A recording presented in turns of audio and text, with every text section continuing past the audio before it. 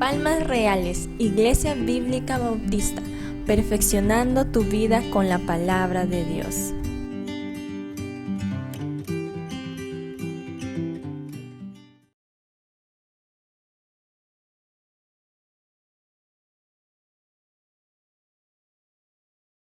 Primera Timoteo capítulo 6, versículo 11, que habla acerca del hombre de Dios. Damos lectura. Y todos fuertes, ¿ok? A la cuenta de 3. 1, 2, 3. Mas tú, oh hombre de Dios, huye de estas cosas y sigue la justicia, la piedad, la fe, el amor, la paciencia, la mansedumbre. En esta mañana vamos a responder una pregunta que nos lleva este texto. ¿Cómo es la vida de un hombre de Dios? ¿Cómo es la vida de un hombre de Dios? Para entenderlo primero, porque seguramente las damas dirán, bueno, seguro este pasaje no va para mí. Según el contexto, uno podría pensar que no, pero como siempre entendemos de las Escrituras, podemos extraer enseñanzas espirituales. Así que este pasaje, así como en toda la Biblia, podemos aplicarlo tanto como para un varón como para una mujer. Así que esa es la pregunta que vamos a responder en esta mañana: ¿cómo es la vida de un hombre de Dios? Vamos a entrar un poco en contexto de esta carta. Pablo, que fue el maestro de Timoteo, que en ese momento se encontraba pastoreando la iglesia en Éfeso, Pablo le da esta primera carta como una serie de consejos, de sugerencias y advertencias contra aquellas personas que intentarían desanimarlo de su ministerio, principalmente por su corta edad. Tendría aproximadamente entre unos 38 o 40 años más o menos, lo cual en aquella época era ser considerado alguien muy joven. Es como que hoy en día un pastor tenga 18 años, supongamos. Es muy joven, de repente para tamaña responsabilidad, pero en aquel tiempo tener 40 años más o menos, de igual forma era ser muy jovencito. Sin embargo, Pablo, y como ya es muy conocido por muchos de nosotros, le da este famoso versículo: ninguno tenga en poco tu juventud. Pero ya al final de esta carta, que es lo que vamos a estudiar, Pablo hace uso de un calificativo para Timoteo. Y es lo que encontramos en este versículo 11, hombre de Dios. Esta frase, este calificativo, este título, hombre de Dios, también lo vuelve a mencionar Pablo en una segunda ocasión, justamente para Timoteo. En la segunda carta que le escribe también le dice hombre de Dios. Después, en el Nuevo Testamento no se vuelve a mencionar o alguna frase para algún siervo de Dios de este tipo. Sin embargo, en el Antiguo Testamento sí ya era bastante conocido. Por ejemplo, acá tengo algunos ejemplos que me gustaría mencionarlos, nada más, no vamos a ir a estos textos, pero en Deuteronomio capítulo 33, versículo 1, a Moisés se le llama varón de Dios. En Segunda de Reyes 1:9, a Elías también. Y uno más, Segunda de Crónicas 8:14, a David. Al rey David se le menciona, se le llama como un varón de Dios. Ahora bien, volviendo al contexto del Nuevo Testamento, como decíamos, estas palabras iban dirigidas a Timoteo, pero lo vamos a entender y vamos a aplicar todo lo que vamos a estudiar en esta mañana para nuestras vidas, independientemente si usted es un varón o si es una mujer. Así que vamos a dar lectura nuevamente a este pasaje y luego estaremos desglosándolo, hermanos. Versículo 11 dice: mas tú, oh hombre de Dios, huye de estas cosas. Hasta ahí nada más la primera parte. La pregunta que nos haríamos rápidamente sería: ¿de qué cosas entonces tiene que huir el hombre de Dios? En este mismo versículo no encontramos la respuesta, pero por algo entendemos acerca del contexto. Entonces vamos a estudiar desde el versículo 3. Dice lo siguiente: si alguno enseña otra cosa y no se conforma a las sanas palabras de nuestro Señor Jesucristo y a la doctrina que es conforme a la piedad, está envanecido, nada sabe y delira acerca de cuestiones y contiendas de palabras, de las cuales nacen envidias, pleitos, blasfemias, malas sospechas, disputas necias de hombres corruptos de entendimiento y privados de la verdad, que toman la piedad como fuente de ganancia. Apártate de los tales. Pero gran ganancia es la piedad acompañada de contentamiento, porque nada hemos traído a este mundo y sin duda nada podremos sacar. Así que, teniendo sustento y abrigo, estemos contentos con esto. Porque los que quieren enriquecerse caen en tentación y lazo y en muchas codicias necias y dañosas que hunden a los hombres en destrucción y perdición. Porque raíz de todos los males es el amor al dinero, el cual codiciando algunos se extraviaron de la fe y fueron traspasados de muchos dolores. En estos versículos del 3 al 10 encontramos dos grupos de personas. Los falsos maestros, de quienes Pablo ya había advertido capítulos antes, y algunos cristianos carnales, que amaban más al dinero que a Dios. Leemos el versículo 3 y tiene bastante semejanza con el versículo 3, pero del capítulo 1, porque dice lo siguiente en este capítulo, dice, si alguno enseña otra cosa. Ahora, si vamos al capítulo 1, versículo 3, dice lo siguiente, como te rogué que te quedases en Éfeso cuando fui a Macedonia, para que mandases a algunos que no enseñen diferente doctrina. Pablo ya había hablado de esto, se estaba refiriendo a los falsos maestros. Y empieza a describirlos también cómo era el comportamiento de estos falsos maestros que intentarían desanimarlo a Pablo, intentarían pues sacarlo de su ministerio, sacarlo de su enfoque como siervo de Dios. Y vamos a dar lectura. Si alguno, estos son los falsos maestros, enseñan otra cosa y no se conforma a las sanas, y recuerde bien esta palabra, a las sanas palabras de nuestro Señor Jesucristo y a la doctrina que es conforme a la piedad, está envanecido. Estos hombres están envanecidos, pero esta palabra de envanecer, envanecimiento, habla mucho acerca de la arrogancia, porque estos hombres, así como hoy en día se ve mucho, creen que conocen mucho de la Biblia, que interpretan correctamente la Biblia. Pero la verdad es que esto es falso, porque el mismo Pablo, inspirado por el Espíritu Santo, da dos palabras claves después de esto y dice, nada sabe. Y esto habla acerca de la ignorancia que tenían en su vida estos falsos maestros. Nada sabe, no entienden verdaderamente cómo se debe interpretar la Biblia. No es simplemente decir, me gustó este versículo y bueno, pues ya no voy a leer lo que está antes o lo que está después, lo voy a usar a mi conveniencia. Como ya es muy conocido hoy en día, algunos falsos maestros predican este famoso evangelio de la prosperidad, donde básicamente enseñan de que mientras más des a Dios a través de tus diezmos y tus ofrendas, Dios te va a dar mucho más. Pero esto no es la vida cristiana que enseñan las Escrituras, es mucho más que esto. Incluso la Biblia misma habla acerca de una viuda que dando todo lo que tenía, era muy poco hablando económicamente, pero en su corazón estaba dando mucho al Señor. Y seguramente el Señor no fue ingrato con esta mujer, la bendijo enormemente. Pero estas son algunas de las cosas de las que el hombre de Dios, la mujer de Dios, tiene que huir. Ya hemos visto entonces la arrogancia, el suponer que conocemos mucho de la Biblia, creernos más que otros porque dominamos más textos bíblicos que nuestros hermanos, esto es ser arrogante, y al mismo tiempo, y es un juego de palabras, ignorar que ignoramos.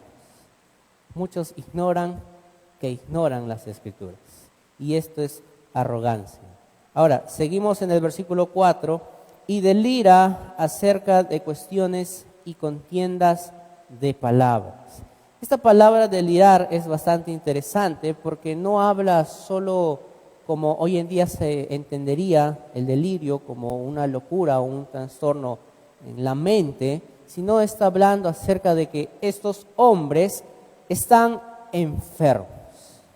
Y tiene mucha relación con lo que habíamos leído en el versículo anterior, porque ellos se habían apartado, no se habían conformado a las sanas palabras de Dios, a la sana doctrina. Entonces, por lo tanto, una persona que no está sana es una persona que está enferma. Una persona que abandona una alimentación balanceada, una alimentación sana, por consumir alimentos que puedan traerles algún tipo de consecuencia en su cuerpo, se va a enfermar. Esto es lógico, esto es una consecuencia natural de dejarlo sano. Cuando usted deja prácticas sanas en su vida misma, se va a enfermar. Esto es lógico, esto es así ha sido el diseño de Dios para con nuestro cuerpo, y estas personas, estos falsos maestros, estaban enfermos. Estaban completamente enfermos porque se habían apartado, porque no les bastaba la sana doctrina. Añadían palabras, quitaban palabras, lo usaban solamente para su conveniencia. Pero esto un hombre de Dios, una mujer de Dios, no debe hacer. No podemos usar la Biblia como queremos, como nos gusta, porque a veces la Biblia misma incluso a nosotros nos dice cosas que no queremos escuchar, cosas que nos duelen de repente, pero es necesario. Si una persona quiere agradar a Dios con su vida, pues va a tener que escuchar a Dios de lo que hable acerca de uno mismo. Si la Biblia habla acerca del chisme y alguien es una persona chismosa, si quiere agradar al Señor, bueno, pues tiene que entender entonces de que ese pecado tiene que abandonarlo, tiene que dejarlo. Seguimos. En este versículo 4 que estamos leyendo, ocurren algunas consecuencias a raíz de usar la Biblia, usar las Escrituras a conveniencia de uno mismo. Y lo primero que encontramos aquí son contiendas de palabras. Estos son debates, son discusiones sin sentido, como hoy en las redes sociales está muy de moda, de repente lo habrá visto, que se graban personas de diferentes opiniones en cuanto a la Biblia, peleando, discutiendo, como si fuera un ring de box. ¿Quién gana, no? ¿Quién sabe más? ¿Quién conoce más de la Biblia? Y el que pierde se va con la cabeza abajo, y el que gana, todo el mundo, yo sabía que el fulano, él sí conoce la Biblia. Y para eso ha sido dado las Escrituras, para pelear con otras personas, para dar a entender que uno conoce más que otro, para humillar a otra persona por su conocimiento. Definitivamente no. La Biblia ha sido dada en primer lugar como la historia que Dios relata acerca de su plan perfecto para la humanidad, acerca de la evangelización y la edificación del cuerpo de Cristo, pero no para pelear. Si bien es cierto, la Biblia nos habla acerca de contender por la fe, pero esto no es sinónimo de pelear, esto no es sinónimo de estar en discusión todos los días con ciertas personas. Nosotros predicamos, evangelizamos, hablamos acerca del Señor, pero no entramos en discusiones, porque esta discusión lleva a separaciones, lleva a divisiones con otras personas, de repente con su misma familia, con amigos, compañeros del trabajo, y no queremos eso. Más bien queremos llevarlos a los pies de Cristo, no alejarlos más. Pero esta es una de las consecuencias de usar la Biblia al antojo de cada quien. Otra consecuencia más, de las cuales nacen envidias. Definitivamente, perder una discusión de la Biblia causa envidia, porque uno podría pensar, yo conozco menos, esto no puede ser posible. Entonces voy a estudiar mejor este versículo y en la siguiente ya le voy a dar con más ganas y le voy a ganar en el debate, porque esto no se puede quedar así. Esto es envidia, sencillamente. Esto es orgullo, esto es arrogancia, porque esta persona estaría estudiando la Biblia solo por querer ganar un debate, pero no para tener un provecho espiritual para su vida. Dios no va a hablar definitivamente a un corazón que busca la Biblia solamente para ganar una pelea. En ninguna manera. Cuando nos acercamos con el corazón adecuado a la Biblia, Dios nos empieza a hablar. Le abrimos la puerta al Señor y decimos, Señor, háblame, ¿qué quieres de mi vida? ¿Qué quieres que aprenda hoy? Y el Señor va a hablar, porque nos acercamos con un corazón dispuesto. Pero estos hombres, estos falsos maestros, solamente se acercaban a la Biblia para su propio beneficio.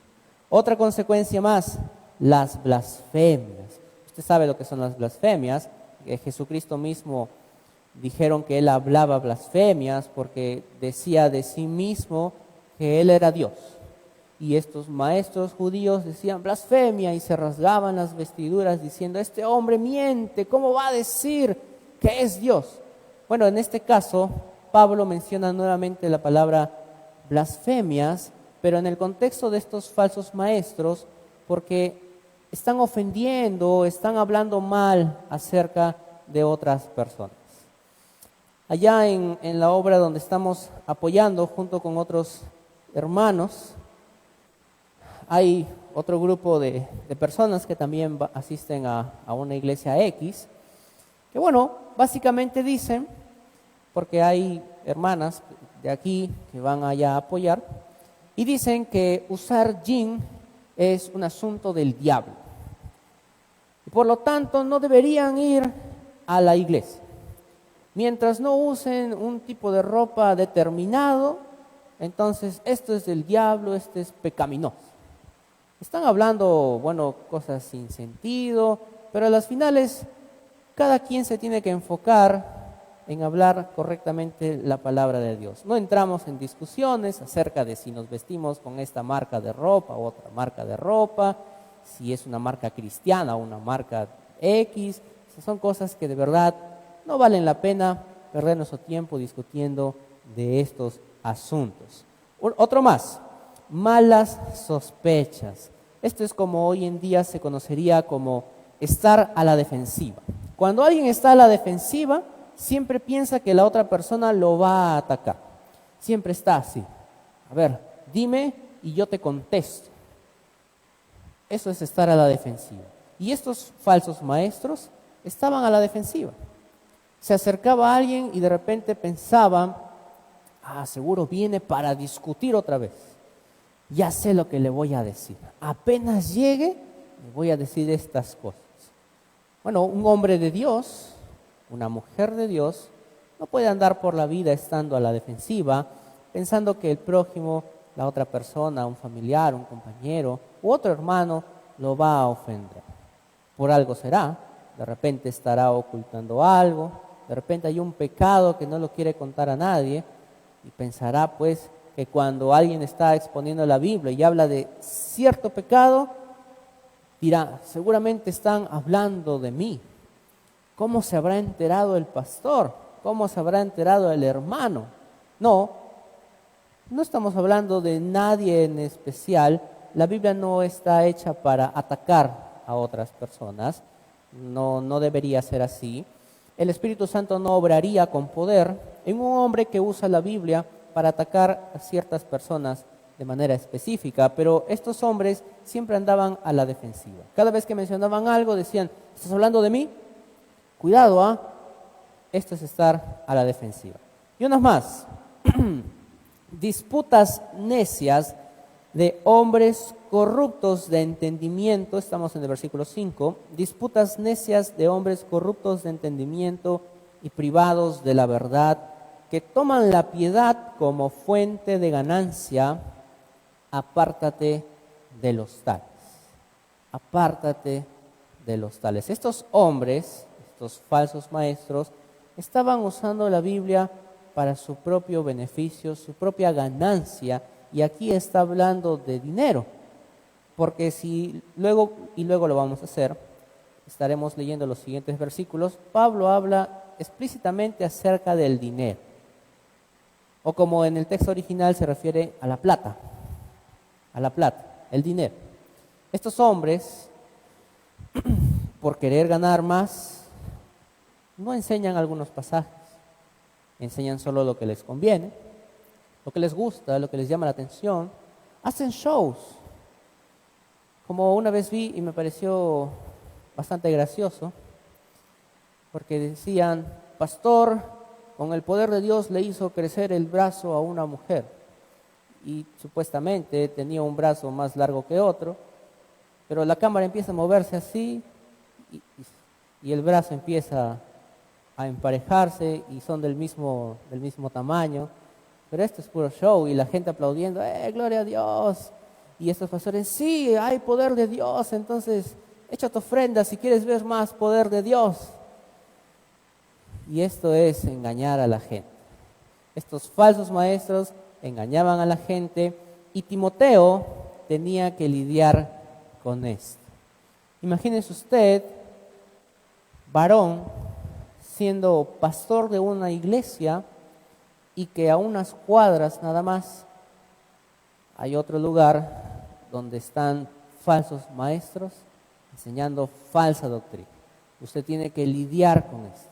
Es una situación bastante complicada, está tratando con personas, tiene que evangelizar, tiene que discipular. Esto es un proceso que toma meses, en ocasiones toma años, incluso obrar en cuanto al discipulado en la vida de una persona, pero es una situación bastante complicada. Y usted también, hermana, que se encuentra de repente con una vecina que reúne a toda la comunidad para enseñar falsa doctrina acerca de echamos fuera demonio en el poder de Cristo y hacemos esto y hablamos lenguas angelicales que nadie entiende, pero igual hablamos. ¿Cómo lidiamos con eso? Timoteo tenía que lidiar todos los días con esta situación. Pero por si fuera poco, también tenía que lidiar con los cristianos carnales en su congregación. Para esto vamos al versículo 9, que dice lo siguiente: porque los que quieren enriquecerse caen en tentación y lazo, y en muchas codicias necias y dañosas que hunden a los hombres en destrucción y perdición, porque raíz de todos los males es el amor al dinero, el cual, codiciando algunos, se extraviaron de la fe y fueron traspasados de muchos dolores. Aquí está hablando acerca de hombres que aman el dinero. Y automáticamente se nos viene a la mente este famoso relato en los evangelios, el joven rico y su conversación con el Señor Jesús. Señor, ¿qué puedo hacer para entrar en el reino de los cielos? Bueno, conoces los mandamientos, cúmplelos. Señor, lo he cumplido. Ok, muy bien, da tu dinero a los pobres. Y este hombre dijo, sí, Señor. ¿Así dijo? No, se fue triste. ¿Por qué? Porque amaba más su dinero que a Dios. Y ahí es donde el Señor Jesús dice, más fácil es que entre un camello por el ojo de una aguja que un rico en el reino de los cielos. Pero no porque sea rico, porque el problema, ya dijimos, no es el dinero, sino que el problema es amar el dinero y sobre todo amarlo más que a Dios.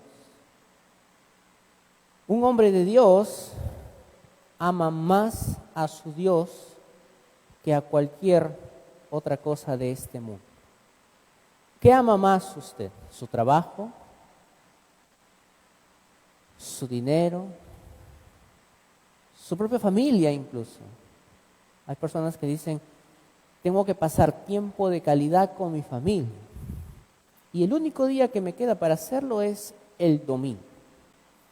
Mientras estamos paseando, podemos escuchar la predicación por el Facebook. Porque el primer ministerio es la familia y no podemos descuidar la familia. Pero la Biblia habla acerca de que para todo hay tiempo. No es que uno, en cuestiones de acá, de este mundo, se sobrepone por encima de otra cosa. Lo único que está por encima de todo debe ser Dios. Y nuestro corazón debe albergar el amor de Dios por completo, más que cualquier otra cosa. Estos cristianos carnales seguramente habían dejado de ofrendar, habían dejado de diezmar, incluso seguro habrían dejado de congregar. y en ese tiempo no tenían redes sociales, así que ¿cómo escucharían el mensaje de la palabra de Dios? No habría forma de hacerlo. Pero son estas cosas de las cuales Pablo le dice a Timoteo: mas tú, oh hombre de Dios, huye de estas cosas. Y enumeramos nuevamente la lista: huye de la arrogancia, huye de la ignorancia, huye acerca de la enfermedad por apartarse de la sana doctrina, huye de las contiendas con otras personas, huye de la envidia, huye del pleito, huye de las blasfemias, huye de las malas sospechas, huye de las disputas necias y huye acerca del amor al dinero. Pero este huir, y ahora vamos a hablar un poco más acerca de esta palabra huir, este huir debe ser constante. ¿Esto qué quiere decir? De que no solamente se debe dar en algunas ocasiones, sino que tiene que ser siempre. Tenemos que perseverar en ese huir, marcar una línea, marcar una separación entre alguien que quiere agradar a Dios y los que simplemente no lo quieren hacer. Debe ser notorio, debe ser evidenciado y que otras personas lo puedan notar. Ese es el mejor termómetro para alguien que de repente pueda decir: ¿estaré dando un buen testimonio? Que alguien te lo diga, y sobre todo si es un incrédulo que dice: me gusta tu estilo de vida, no se parece en nada a las otras personas que conozco. Tú sí eres un buen cristiano. Ese es un buen termómetro si es que usted se está preguntando: ¿estoy dando un buen testimonio acerca de mi vida? Que otras personas se lo digan, habla mucho de usted. Esta palabra huir, de la cual menciona Pablo, proviene del griego peugo o peugó, que tiene básicamente dos acepciones. La primera acepción es escapar. Y un ejemplo bíblico de esto es José. El famoso José estuvo en Egipto. Este José estuvo en una ocasión en la habitación con la mujer de Potifar. Esta mujer lo tentó para tener relaciones sexuales. ¿Y José qué hizo? Se quedó. No se quedó, ¿no es cierto? José se fue. José escapó. Porque es la única forma. Uno no puede pensar: oh, eso es fácil para mí, yo ya tengo muchos años en la fe, soy maduro, yo puedo solo, yo sé cómo sobrellevar esta situación. Cuando menos se lo espera, ya cometió ese pecado. Y José fue muy práctico escapando. Él dijo: ¿cómo podría yo pecar contra mi Dios? Y se fue. Y esta es una gran lección para nosotros acerca del huir. ¿Usted escapa constantemente del pecado o se queda en ese lugar esperando a ver qué pasa? ¿Qué me dice usted? ¿Usted escapa de la tentación? Y ojo, que ser tentado no es malo, no es pecado ser tentado, porque Jesús fue tentado, pero venció la tentación con las Escrituras. Apártate de mí, Satanás. Y luego dice: porque escrito está. Y lo dijo 3 veces: porque escrito está. Ese es otro buen ejemplo para el creyente en cuanto a cuando está tentado. Y todos los días somos tentados. Por lo tanto, como es lógico, si todos los días somos tentados, todos los días tenemos que escapar de la tentación. Porque si no, llegamos a consumar ese acto y hemos pecado y le hemos fallado en primer lugar a Dios. No le ha fallado a una persona, tal vez sí, pero en primer lugar le ha fallado a Dios. Y el hombre de Dios, la mujer de Dios, que quiere agradar a su Dios, no debe fallarle, y vuelvo a decirlo, a Dios. No debe. ¿Qué más significa huir? Huir significa también evitar. Supongamos esto. Una persona que recién se convierte al Señor y empieza a dar sus primeros pasos de fe, empieza a llevar su discipulado, era una persona que en otro tiempo era una persona adicta a las apuestas, a estos lugares, al casino, al tragamonedas. Era una persona adicta a este problema. Y ocurre lo siguiente, que todos los días al regresar del trabajo tiene que pasar por ese mismo lugar para llegar a su casa. Es el camino más corto y tiene que pasar por ahí. Pero este hombre sabe que aún es muy débil en ese asunto. Recién lo acaba de dejar y está propenso a caer nuevamente y entrar en ese lugar. Este hombre, si quiere ser sabio, entenderá entonces de que debe tomar otra ruta, podrá ser más larga, podrá ser un poco más solitaria de repente, tendrá que caminar más, pero por ese lado va más tranquilo. Esto es evitar. Esto es cuando alguien no juega con fuego. Cuando juegas con fuego, te quemas. Te quemas definitivamente. Y el cristiano no debe jugar con el fuego del pecado. No debe. No debe, hermanos. Y nosotros no debemos jugar con el fuego del pecado. Tenemos que evitarlo. De repente se nos hace más costoso hacer esto que lo otro. Pero si este primer lugar no va a ser de perdición para nosotros, pues apostemos por ello. Vayamos por un lugar donde no seamos tentados. Seguramente este hombre madurará con el tiempo, el Señor irá formando su carácter y bueno, simplemente el área donde era débil fortalecerá mucho más. Pero esto igual no es sinónimo de bajar la guardia. Cualquiera que piense que esté firme tiene que mirar que no caiga. No podemos dormirnos en nuestros laureles diciendo yo conozco tanto de la Biblia, por lo tanto no necesito tanto consejo. Ojo con eso, a tener mucho cuidado. Ahora, ya hemos hablado acerca de huir. Hemos mencionado una lista acerca de las cosas que el hombre de Dios, la mujer de Dios, debe escapar, debe evitar. Pero la siguiente parte de este versículo 11 completa el consejo de Pablo a Timoteo. Dice lo siguiente, y sigue la justicia, la piedad, la fe, el amor, la paciencia, la mansedumbre. Y sigue.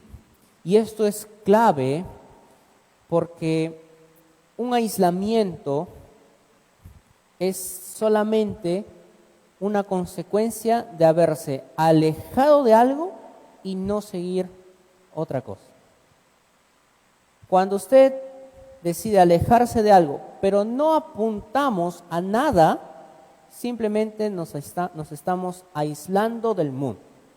Y este es un claro ejemplo de estos famosos monjes que se van a lugares montañosos, se alejan de la ciudad, están en los monasterios meditando, buscando una pureza espiritual, supuestamente, pero no siguen nada bíblico. Simplemente dicen, nos alejamos de todo lo que es el sistema mundo. Pero ¿y qué más? ¿Y a qué sigues? ¿A quién estás siguiendo? ¿Tu referente es el Señor Jesucristo? ¿Esa es tu meta? ¿O simplemente te alejas y ya? ¿Solo te alejas? El cristiano, pasando a un plano ya de nuestro contexto, el cristiano debe ser conocido más por aquello que proponemos, escúchelo bien, el cristiano debe ser conocido más por aquello que proponemos que porque lo que nos oponemos. ¿Cómo es esto? Muchas personas cuando me tocaba evangelizar, me daban distintas razones por las cuales no querían convertirse al Señor. El 90% de sus razones eran: por ahora no, porque no quiero dejar de ir a las fiestas. Y en la iglesia nos prohíben ir a las fiestas. Así conocen, como comúnmente llaman las personas de afuera, a los evangélicos, ¿no? Los evangélicos para ellos somos todos somos evangélicos para ellos. Y dicen, los evangélicos prohíben. Los evangélicos dicen no a esto. Y yo no quiero dejar de ir a las fiestas porque así me han criado. Por lo tanto, cuando sea más viejo, más anciano, recién voy a pensarlo, a ver si quiero convertirme al cristianismo. Y así conocen más a los cristianos.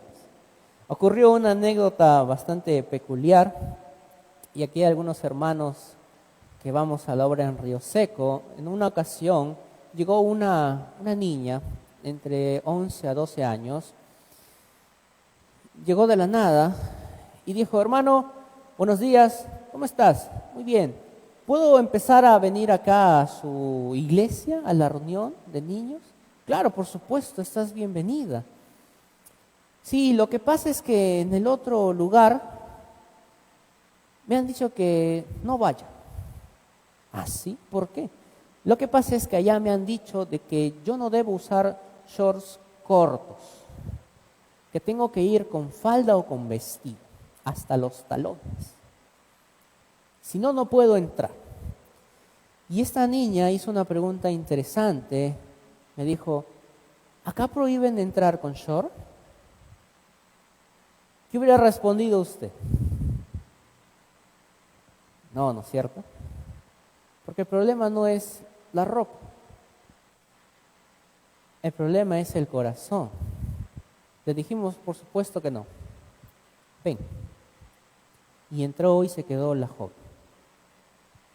El problema de muchos cristianos, de muchas personas que profesan una fe, es que prohíben mucho y proponen poco acerca del estilo de vida según la Biblia.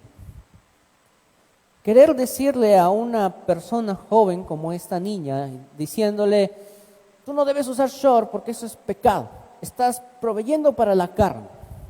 Esto es arrancar una planta pero sin la raíz. Y la raíz es el pecado.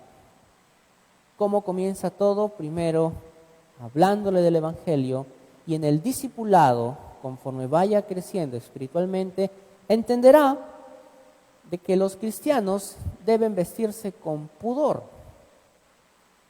Pero no es que de frente uno le dice: tú no debes usar este tipo de prenda porque esto es del diablo. Lo estamos alejando más del Señor, más que acercándolo a sus pies. Entonces, en nuestra vida cristiana debemos proponer más. Debemos ser conocidos más por aquello que proponemos, más que lo que nos oponemos. Como siempre, y en algunos países como en México, estaban quemando, tirando piedras a las catedrales, diciéndole, por ejemplo, estas mujeres feministas, algunas que están en pro del aborto, diciendo: estos católicos, estos evangélicos nos prohíben. ¿Y dónde está el amor de Jesús? Tirando piedras, ¿no? ¿Y dónde está el amor de Jesús? Dicen. Claro, nosotros estamos en desacuerdo, porque la Biblia lo dice. Estamos en desacuerdo con el aborto, porque consideramos que Dios es el dador de la vida y es el único que puede dejar de sostener la vida de una persona, pero nosotros no tenemos por qué quitarle la vida a nadie. Entendemos también de que una persona existe cuando ya está desde el vientre de su madre, no desde que nace, no es un ser humano recién, no, ya es un ser humano desde que está en el vientre de la madre. Entendemos por el tema de la homosexualidad, que es un pecado que un hombre se llegue a otro hombre y que una mujer se llegue a otra mujer, porque el diseño de Dios es que Él creó varón y mujer. Ese es el diseño de Dios. Entendemos por el divorcio que lo que Dios unió, el hombre no lo debe separar. Pero no solamente nos oponemos y decimos, esto está mal, esto está mal, esto está mal. Sí, está muy bien lo que decimos, pero también decimos, pero hay que seguir esto. Esto es lo que te propongo. Y como muchos dicen, y lo mencionaba hace unos minutos, me prohíben ir a las fiestas.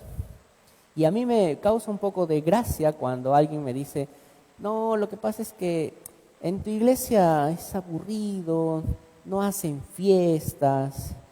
Y yo me río de verdad, porque estamos aquí en una celebración. Estamos celebrando a un Dios que vive. Amén. Amén. Esta es una fiesta, esta es una celebración, no del tipo como otras personas quisieran, con alcohol, con algunos bailes ya subidos de tono. Pero esto es una fiesta, esta es una gran celebración. ¿Cuántos están gozosos en esta mañana? Amén, muy bien. Ahora vamos a hablar acerca de lo que el cristiano, de lo que el hombre de Dios, la mujer de Dios debe seguir.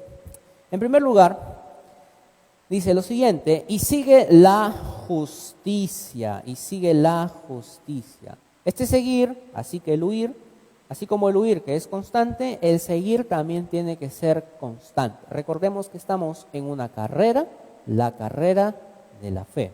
Y una carrera, el que se detiene, bueno, simplemente nunca llega a la meta. Por lo tanto, siempre hay que estar corriendo. Y sigue la justicia, dice, la justicia, ya nos gana el tiempo, pero igual, vamos a hablarlo de esto. La justicia habla acerca de la integridad personal. La integridad personal. En Job, capítulo 31, si quiere lo busca, pero vamos a pasar un poco más rápido de esto.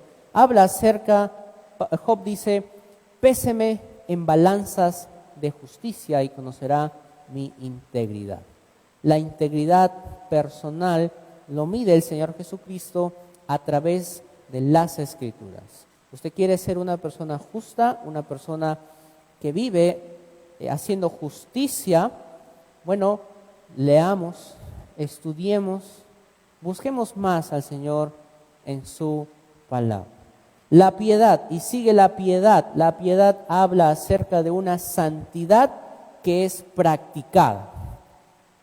No es una santidad teórica, no es una santidad que solo queda en nuestra mente, sino es una santidad que se debe poner en práctica. Entendemos que Dios es 3 veces santo y que somos llamados santos nosotros sus hijos, por lo tanto comportémonos como santos, los santos del Señor. La justicia, entonces, tiene que ver con el carácter, mientras que la piedad tiene que ver con la conducta.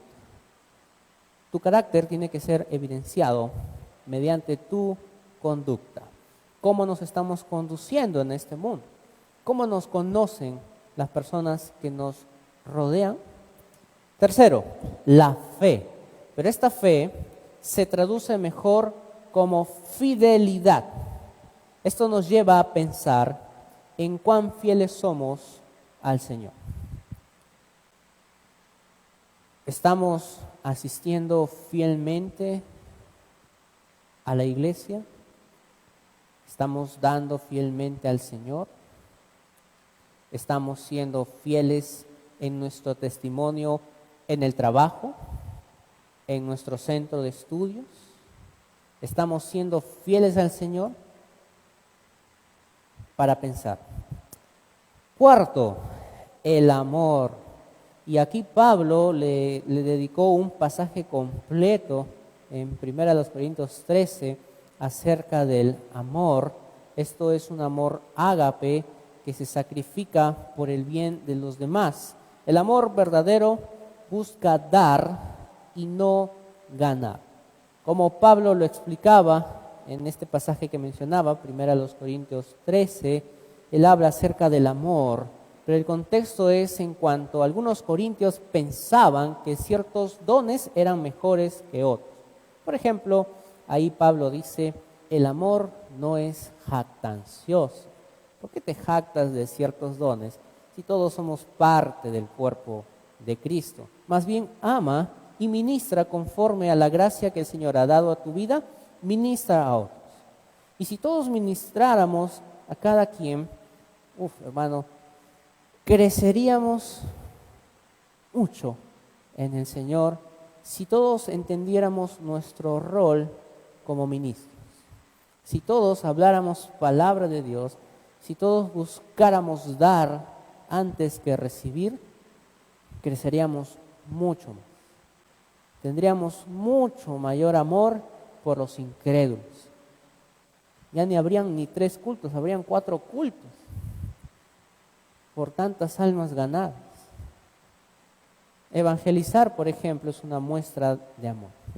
¿Está amando al incrédulo entonces? ¿Qué me dice usted? Sigamos.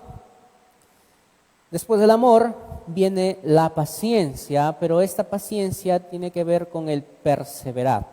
Es decir, mantenerse firme aún en las situaciones difíciles. Todos pasamos por situaciones complicadas, pero hay algunos que seguramente se derrumbarán a la primera, mientras que otros permanecen firmes en el Señor. ¿Usted es perseverante en el Señor? ¿Usted cuando aconseja a otra persona es perseverante también? Porque Pablo le aconseja a Timoteo y le dice que tu exhortación tiene que ser con toda doctrina y paciencia. ¿Por qué le dice esto? Porque, bueno, hermanos, ustedes entenderán de que cuando están animando a una persona, están aconsejando a alguien, no podemos esperar un cambio rotundo de la noche a la mañana. Esto es un proceso. Entenderemos poco a poco ciertas verdades bíblicas, iremos con ayuda del Señor solucionando ciertas áreas de nuestras vidas que de repente estén desordenadas, pero eso toma tiempo. Esto no es en una semana. Y todos seguimos siendo transformados hasta el día de Jesucristo. Y por último, la mansedumbre. Pero esta mansedumbre no es un sinónimo de ser débil, no es sinónimo de ser un cobarde. La mansedumbre tiene por significado principal poder bajo control, lo que se conoce como el dominio propio. ¿Usted tiene dominio propio o reacciona fuertemente cuando alguien le dice algo? Cuando alguien le está criticando en buena forma, diciéndole, esto que estás haciendo está mal, mejor deberías hacer aquello, ¿usted tiene dominio propio o le responde, preocúpate por ti mismo, a mí no me tienes que decir nada? O como la famosa frase, ¿no? El único que juzga es Dios, así que tú no me digas nada. ¿Tiene usted dominio propio o es una persona pendenciera? Como ya habíamos visto anteriormente acerca de estos falsos maestros. Y termino diciendo, hermanos, y pónganse de pie, por favor.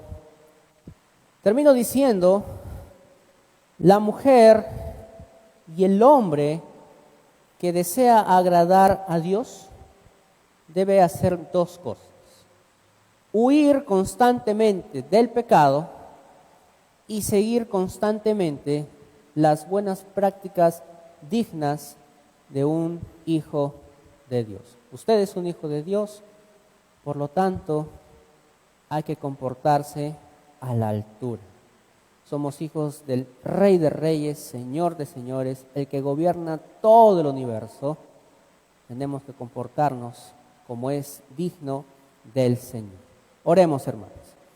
Padre amado, te damos muchas gracias por esta mañana, porque en tu palabra podemos ver y hacer un análisis acerca de nuestra vida,